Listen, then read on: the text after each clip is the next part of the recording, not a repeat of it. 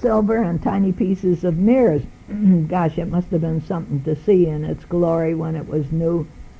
The views from the castle were wonderful. A jeep took us back down and on to lunch at some fabulous tiny restaurant. I don't know what the name was, but the servers had turbans and red jackets. And James was having trouble with his hearing aids. So he took out both of them. And they were making high-pitched noises, and the servers jumped and looked and looked. And then James put them in his ears, and the noises stopped.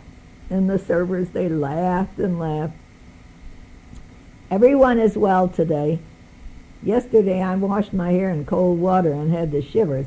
All the other times the water has been boiling. We did get a small heater for the night, and it worked out fine. TK was a marvelous guy, always laughing and talking about the things we were seeing. When I went to Western China, the guide called our group Foreign Devils. They can't say foreign. So we're here. We're a group of foreign devils here, too. Seema left today. She was a nice lady. She had a coordinated outfit for each day, but we couldn't understand her and did not get much from her lectures. But I wanted to say she was getting better. I could understand the last lecture much more easily than the first two. Trivia. There are 1,652 languages spoken in India and 2,000 dialects. And so now we head out for Mandawa Castle. A 5-hour drive. We had talks on the republics and the Rajputs of the 6th and 7th century. It was dark when we got to the castle, and the bus had to stop a ways from the castle, and so we had to walk a few blocks. The castle is covered with paintings. It must have been so beautiful in its younger days. And our beds were so high, I had to jump down from the bed. And they were hard, but we slept fine. After the lights went out for 2 times, I got the candle set up, and I said, Betty, get your torch. And she found her torch, and then it never happened again. Okay. During the night, though, water escaped somewhere in our bathroom. We could never find it.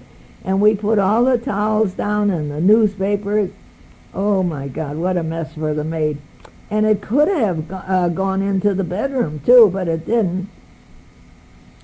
We had a big surprise at dinner. Here comes the old guy whose picture is on the postcard.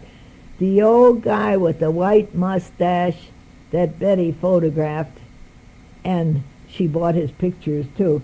And here he comes, and he looks great. He was dancing. They came out like a Congo line, and he was in front, and he is dancing in slow motion. And he is giving Betty the eyes, and Betty is giving him the eyes, and he comes by, and she gives him money, and he comes by again, and she gives him money. Oh, it was so funny. And then afterwards, she asked him, and he posed for her, and she took pictures of him. So then we were eating there, see, and then the puppets were there doing their thing. They're big on puppets in India. They're doing their thing. And there was the 10 of us, 11 of us, and they got a young lady in another group of 4 to pull the rope. Well, she's 40 years old or something like that. And of course, we all knew what was going to happen. And then when the snake dropped down on her, we all screamed, and everybody was laughing and laughing and laughing. You know, she had no idea that this was going to happen. It was the end of a fun night.